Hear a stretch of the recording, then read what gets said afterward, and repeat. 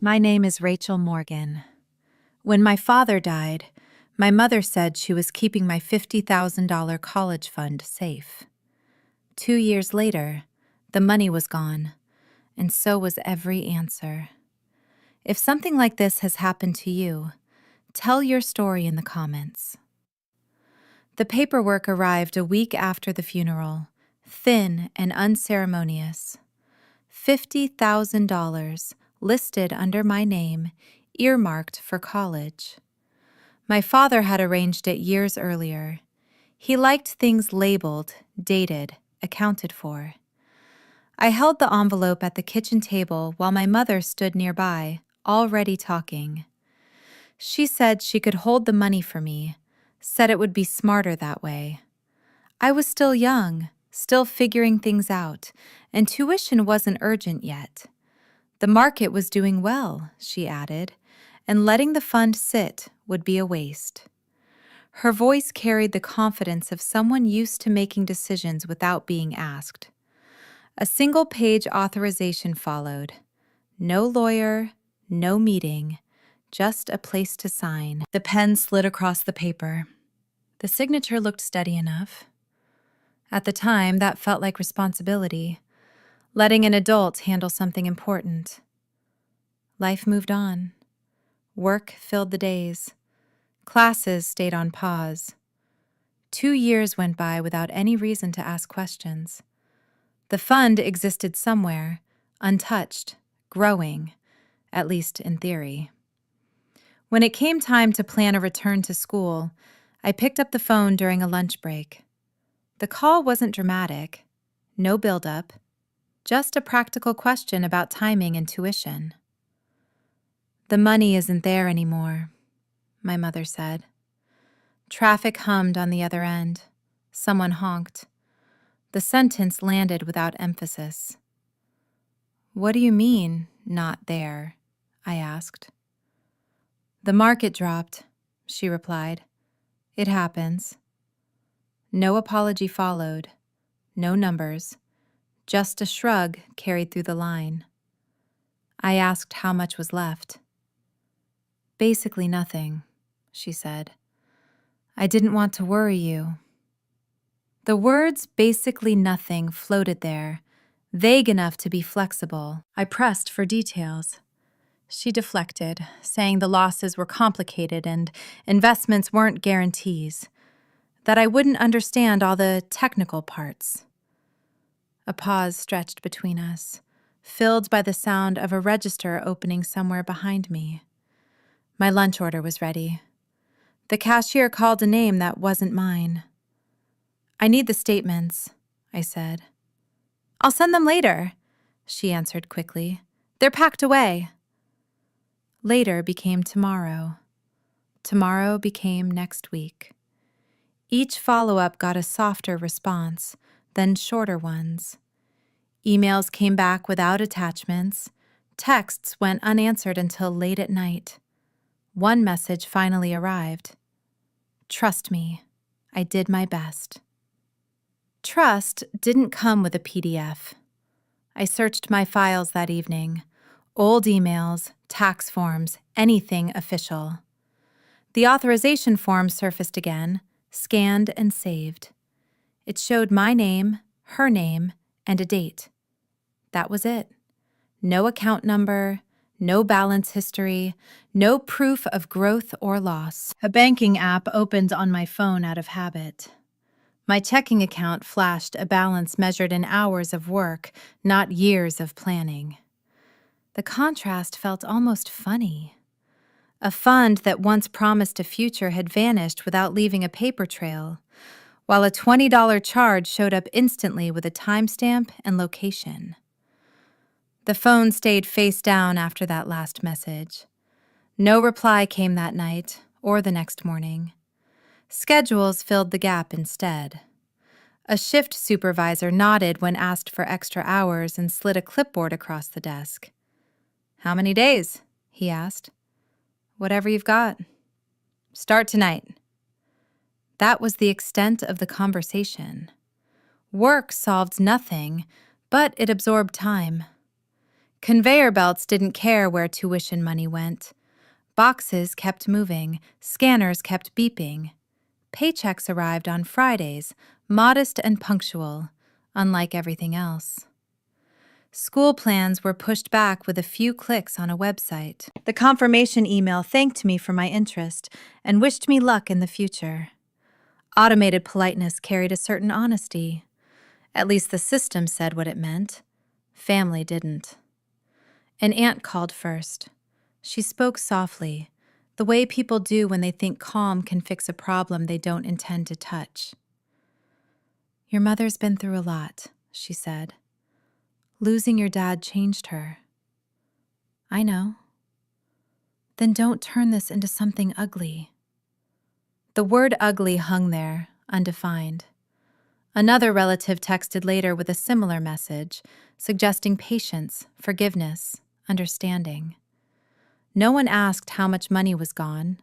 No one asked to see paperwork. By the end of the week, the story had shifted. My mother told relatives that I didn't understand how investing worked, that markets rose and fell, that young people expected guarantees where none existed. The phrasing traveled quickly, cleaned up as it went. At work, a coworker asked why I'd picked up so many shifts. "School later," I said. "That's smart," he replied. "Less debt." The comment landed wrong, not because it was cruel, but because it made sense. A different version of events would have made it true. A search for low-cost tax help led to a small office wedged between a dry cleaner and a cell phone repair shop. A printed sign listed services and prices in block letters. The consultation fee was lower than dinner out. Daniel Ruiz greeted me with a handshake and a chair. He didn't rush, didn't offer sympathy. A legal pad sat on the desk, blank. "What brings you in?" he asked. I laid out the facts as cleanly as possible. The fund, the authorization, the call, the missing statements. No adjectives, just dates and amounts. Daniel wrote nothing at first. He listened, nodded once, then finally spoke. "I'll need the bank statements," he said. "Any emails about transfers, dates, exact ones." "I don't have everything," I said. "Then we start with what you do have." No judgment followed. No guess at motives. The approach felt procedural, almost mechanical. It was a relief. An email arrived from my mother that night with attachments. 3 pages total. Account summaries with cropped margins, balances without transaction histories. The dates jumped from one quarter to the next. Daniel scrolled through the files during the follow-up visit. "These are incomplete," he said. "Do you have earlier ones?" That's all she sent. He tapped a line with his pen. "This transfer here, do you know where it went?" The destination account was masked. Only the last 4 digits showed. "She said it was reinvested," I answered. "Reinvested where?" No answer came to that. Another message went out requesting full statements. The reply arrived hours later, defensive and brief. "You're making this harder than it needs to be." Harder than what wasn't specified. The family response hardened after that. Invitations slowed. Calls stopped. A cousin unfriended me online. My mother posted an article about market volatility with a caption about resilience. It gathered likes from people who didn't know the details and didn't ask. Daniel requested records directly from the bank. Forms were filled out, fees were paid. The bank confirmed receipt and estimated a processing window of 10 to 14 business days. The email thanked me for my patience. "Systems love patience," Daniel said. "They run on it." When the records arrived, they came as a thick PDF. Dates, times, amounts. Everything aligned neatly. Until it didn't. Daniel leaned closer to the screen. "This transfer?" he said, pointing. "See the timestamp?" The date fell weeks after the period my mother claimed the market collapse had forced liquidation. "That doesn't match what she told you," he added. The discrepancy wasn't dramatic, no flashing warning, just a quiet misalignment between story and record. Daniel closed the file without comment and slid the laptop back across the desk. Outside, my phone buzzed with a text from work asking if I could cover another shift tomorrow. A reply went out before standing up. Documents began to stack up without asking permission. Old emails surfaced first, dug out of folders that hadn't been opened in years. Bank alerts followed, some read, some ignored at the time because they hadn't seemed urgent then. Tax records came last, downloaded from a government portal that greeted me by name and thanked me for my cooperation. The system always sounded pleased when people complied. Dates were lined up next to each other.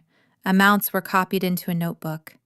Patterns started to form, uneven at first, then clearer. One transfer stood out. It didn't move between familiar institutions. It landed somewhere else entirely. The company name meant nothing at first. A quick search fixed that. The address matched a small office across town. The registered owner was a man Linda had mentioned once or twice after my father died. Casual references, nothing that sounded like a business partnership. A call went out that afternoon. "That company," I said. "Why did my money go there?" A pause followed, longer than the others. "It was a recommendation," Linda replied. "Someone I trusted." "Trusted how?" "You're reading too much into this." The answer slid past the question without touching it. That evening, messages arrived from relatives who hadn't reached out in months. The tone had shifted. Less advice, more frustration. "Why are you digging this up?" one asked. "What good will it do now?" said another. The phrase "already gone" appeared more than once, as if repetition could make it final. Daniel reviewed the updated files during a short appointment squeezed between other clients. He flipped through pages quickly, efficient, careful. "If you keep going," he said, "this stops being a family disagreement." "What does it become?" "Paperwork," he answered, "with consequences." The word consequences wasn't raised or stressed. It landed flat, like a line item on a bill. Requests went out to the bank for complete statements. Authorization forms were signed again, more detailed this time. Fees posted immediately. The receipt arrived before I stood up from the chair. Linda responded within minutes of the notification. The message was longer than any before it. "I sacrificed everything for you," it read. "I stayed when others left. I made choices so you wouldn't have to. Now you're treating me like a criminal." No mention of numbers, no attachment. Daniel read the message without expression. "This is emotional," he said. "It's not documentation." The bank sent an automated update the next day. Processing was underway. Estimated completion, 7 business days. The email ended with a satisfaction survey. At work, the pace stayed the same. Pallets rolled by, scanners beeped. A supervisor reminded everyone about safety protocols and overtime limits. When asked if I could stay late again, the answer came out automatically. Family pressure tightened. A voicemail accused me of being ungrateful. Another warned that reputations couldn't be repaired once damaged. Someone suggested therapy, as if confusion rather than math sat at the center of the problem. Linda called again near the end of the week. "You don't need to involve strangers," she said. "We can handle this." "How?" I asked. "I'll figure something out." No timeline followed, no proposal. The bank documents arrived early the following Monday.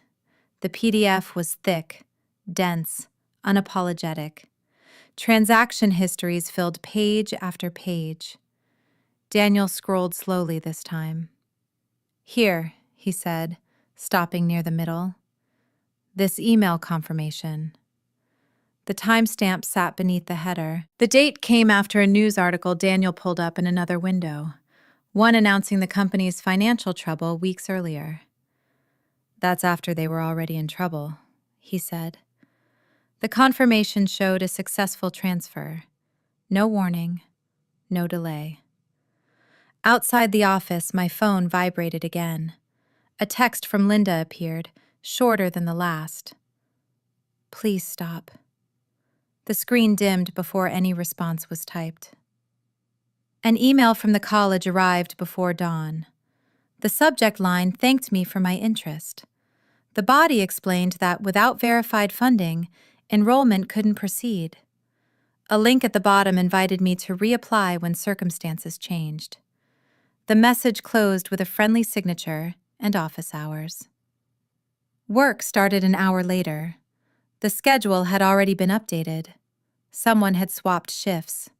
No one mentioned school. By midday, my phone filled with notifications.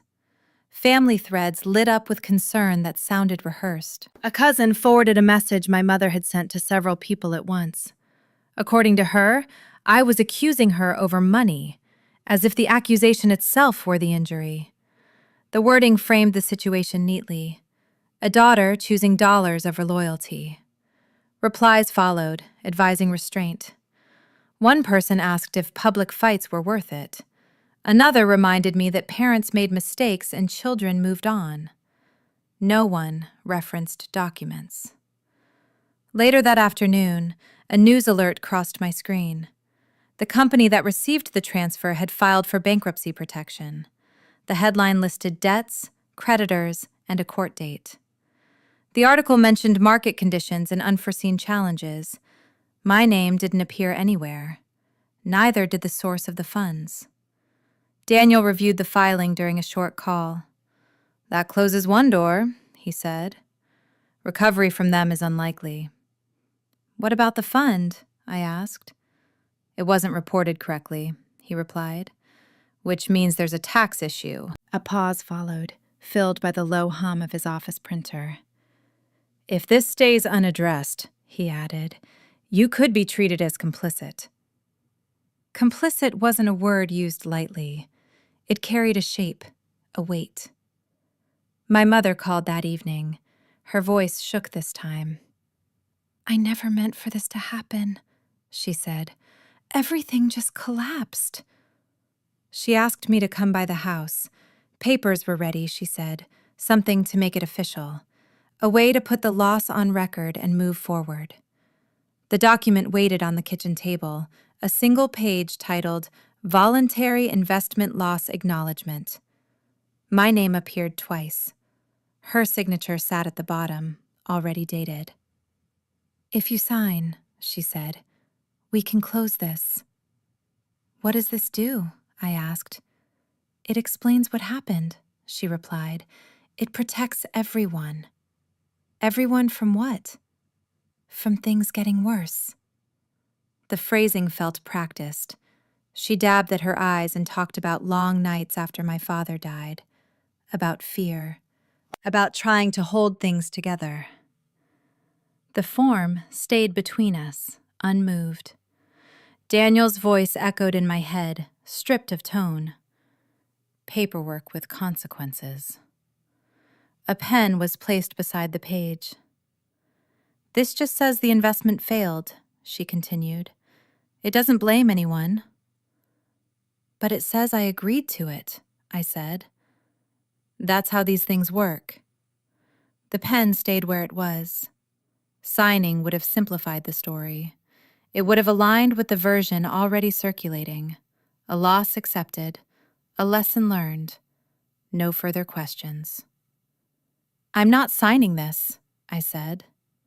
The sentence came out steady. No explanation followed. Her expression shifted. Tears stopped. Frustration replaced them. "You're making a mistake," she said. "You don't understand what this will do." I understand what it does, I answered. The form was slid back across the table.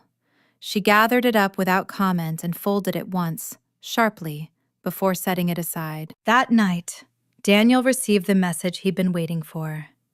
Authorization to proceed formally. Banks, tax authorities, everything documented. You know this won't be quick, he said. I know. It also won't be private. That's fine. He paused. Most people hesitate here. Most people already signed something. The next morning, a certified letter was prepared. Copies were scanned. Receipts were generated automatically. Each step produced confirmation numbers and estimated timelines. The system thanked me again for my cooperation. At work, another shift opened up. The notification appeared without context. Accepting it took a single tap. Letters arrived faster than conversations. A bank envelope asked for clarification of authorization and responsibility. The language stayed neutral, almost polite, as if no one had lost anything yet. A deadline appeared in bold. Another email followed from a different department, thanking me in advance for prompt cooperation. Family messages moved in the opposite direction. Calls suggested meeting privately, settling things without involving outsiders. The phrase, handle it as a family, showed up again and again, always without a plan attached. Paperwork spread across the table that night. The authorization form stared back, thin and generous in what it allowed. One signature, no guardrails. My handwriting looked younger there, less certain, though the line itself stayed straight. Daniel called during a break between clients. This isn't about recovering money anymore, he said. It never really was. It's about whether you let the liability land on you. Another message arrived while he spoke, a reminder from the bank. 48 hours left. What happens if I stop? I asked. Then the story ends where someone else wrote it, he said, and you carry the result. Linda called later, voice soft but persistent. You're tearing the family apart, she said. I'm asking questions. This didn't need to go this far. She spoke about my father, about the nights after he died, about bills and fear. The words came smoothly, practiced through repetition. I did what I could, she added. A mother does that. Relatives followed up in a chain of short messages, each urging restraint, unity, forgiveness. One warned that official complaints had a way of following people. Another suggested time would heal things faster than forms. A notice from the tax office arrived the next morning. The subject line mentioned potential unreported income. The message thanked me for my attention and outlined possible penalties if the matter remained unresolved. A link offered additional resources. The humor hid in the timing. Everyone else spoke in feelings. The system spoke in bullet points. Daniel reviewed the notice and nodded. This is the point people usually decide, he said. Decide what? Whether to absorb someone else's mess or not. Linda showed up that afternoon without calling. She carried a folder this time, thicker than before. I've been talking to people, she said. There are ways to calm this down. The papers inside proposed a different acknowledgement, worded more carefully. Loss shared. Responsibility blurred. My name still appeared where consent mattered. If you sign, she said, they'll leave us alone. They? I asked. Everyone. The pen waited again. Her eyes stayed fixed on the page. I can't do that, I said. Her face tightened. Sympathy drained out. You're choosing strangers over me, she said. I'm choosing accuracy. The word landed poorly. She packed the folder back up, movements sharp, efficient. Family silence followed. Messages stopped. Invitations vanished. Social media updated without me.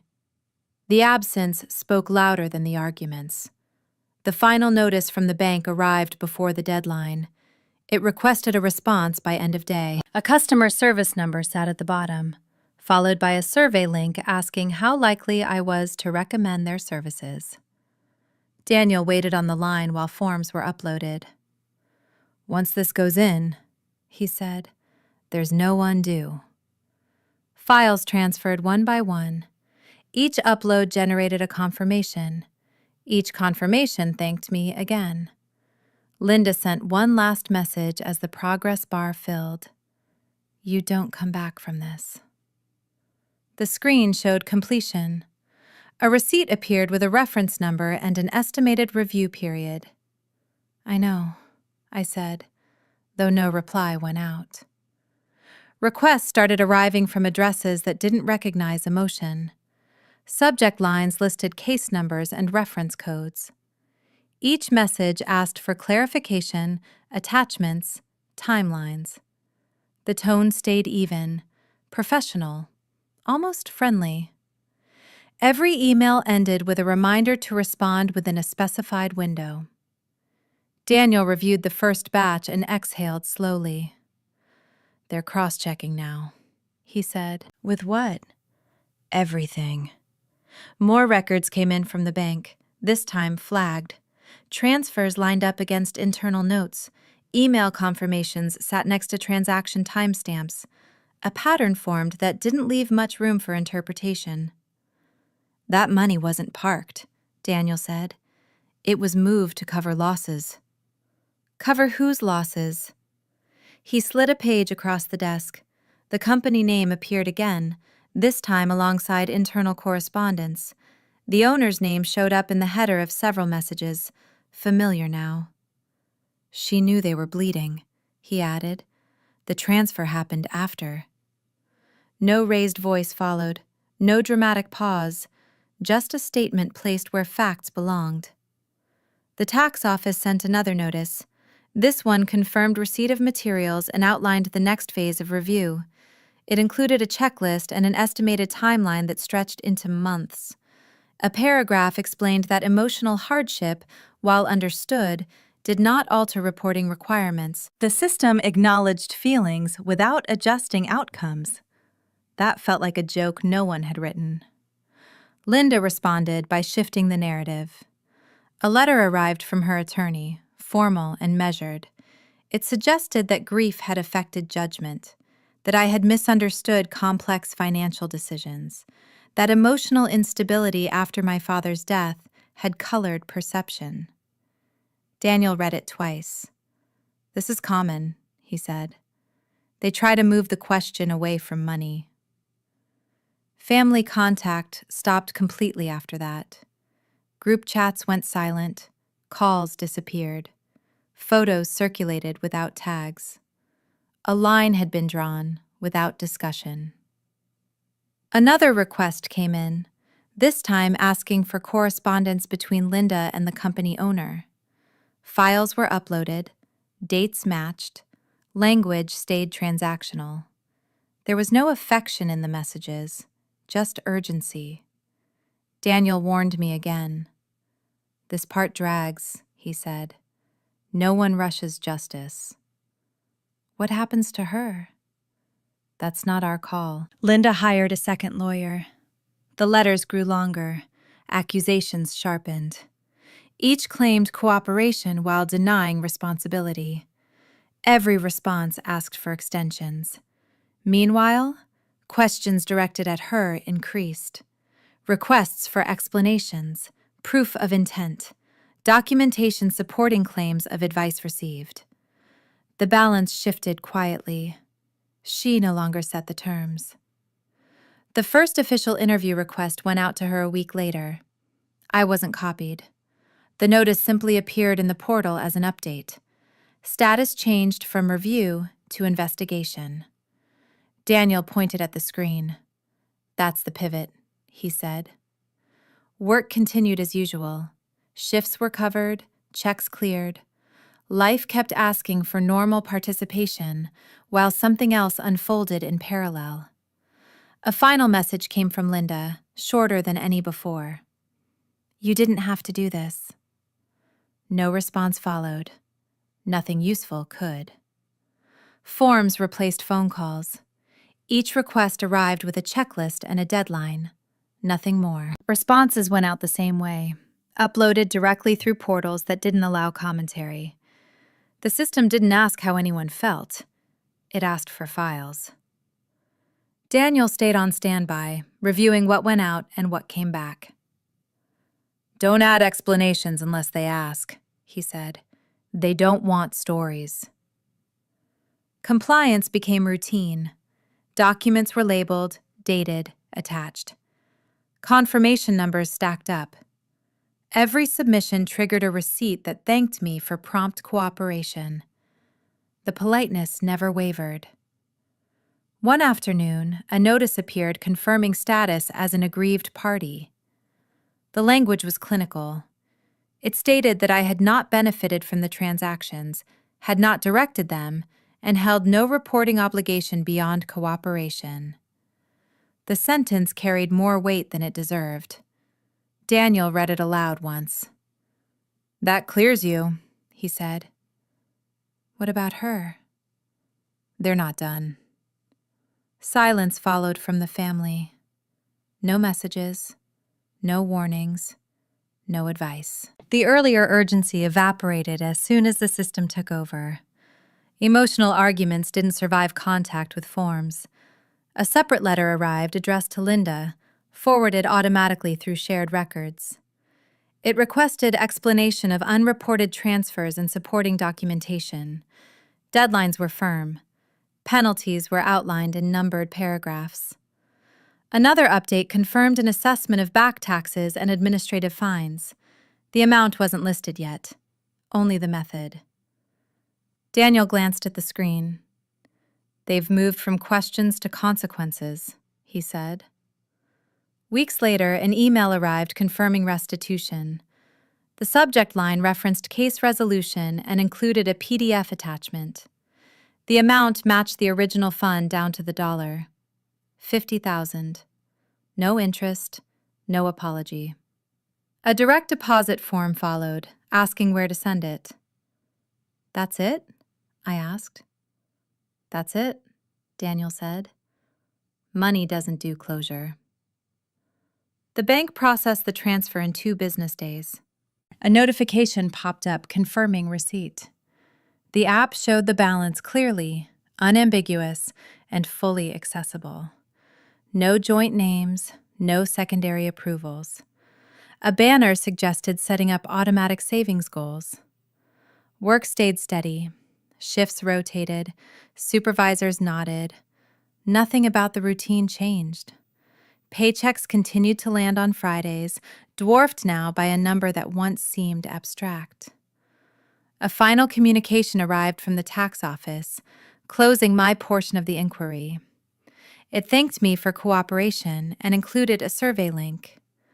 The last line confirmed no further action was required. Linda never reached out again.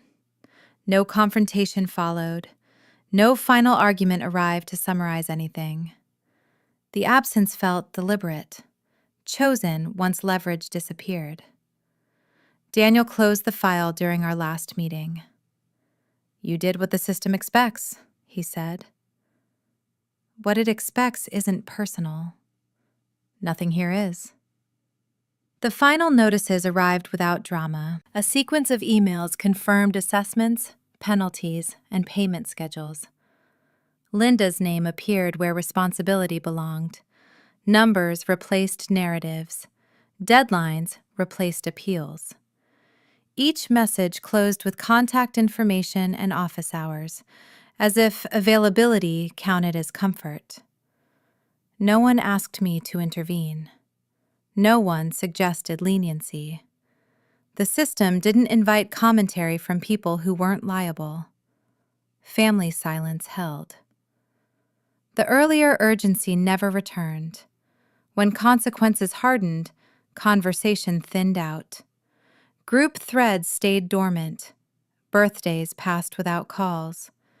The absence didn't escalate into anything new. It simply stayed. A message from the tax office confirmed closure on my end. A receipt followed. Then, a calendar reminder set months out for compliance review. The language thanked me again for cooperation and encouraged record retention for future reference. The joke, if there was one, sat in the encouragement. Keep everything. Trust nothing without a copy. A new account opened with a few clicks and a verification code. My name appeared alone at the top. No secondary users, no authorizations waiting to be abused. The bank offered optional overdraft protection and suggested naming a trusted contact. That option stayed unchecked. Enrollment followed the same path. Applications submitted, documents uploaded, fees paid. The confirmation email welcomed me back and listed next steps in bullet points: advising hours, course numbers, payment deadlines. No one asked about family arrangements. Evening classes started a week later. Financial accounting on Tuesdays and Thursdays. The syllabus arrived ahead of time, complete with grading rubrics and office hours. The instructor emphasized documentation and controls during the first lecture. It wasn't meant to be funny, but the timing almost was. Work continued without interruption, shifts filled, overtime paid the same as before. The warehouse didn't change its pace because a personal crisis had resolved. That consistency mattered more than it should have. Linda never contacted me again. No apology followed. No explanation arrived to wrap anything up. Whatever version she held onto stayed with her, and the lawyers she paid. The distance felt permanent, not dramatic. Daniel closed the file with a brief email. "Everything on your side is settled," he wrote. "Keep records. Move forward." No advice beyond that. No moral summary. One night after class, a notification buzzed from the bank reminding me to review account activity. The app displayed the balance clearly. $50,000 sat where it couldn't be rerouted by someone else's confidence. A banner suggested setting goals. Another offered budgeting tools. Leaving the building after work, I passed the same bus stop used for years. The routine hadn't shifted much. The change lived elsewhere. Decisions moved without negotiation now. Forms went where they were supposed to go. A coworker asked how school was going. "Fine," I said. "That's good," he replied, already focused on his phone. Nothing about the exchange required elaboration. Walking to the car, a reminder popped up for an upcoming tuition payment. The amount matched what I expected. The due date left room to plan. Paying it took less than a minute. A receipt followed, stamped and archived automatically. There was no victory to savor, no moment that asked for reflection. Control returned quietly, the way it leaves when taken for granted. What remained was a schedule, a balance, and a set of choices that didn't need permission. The door locked behind me. Keys went into a pocket. Another shift opened for the weekend, and I accepted it without thinking, already calculating time between work and class. Nothing else needed holding.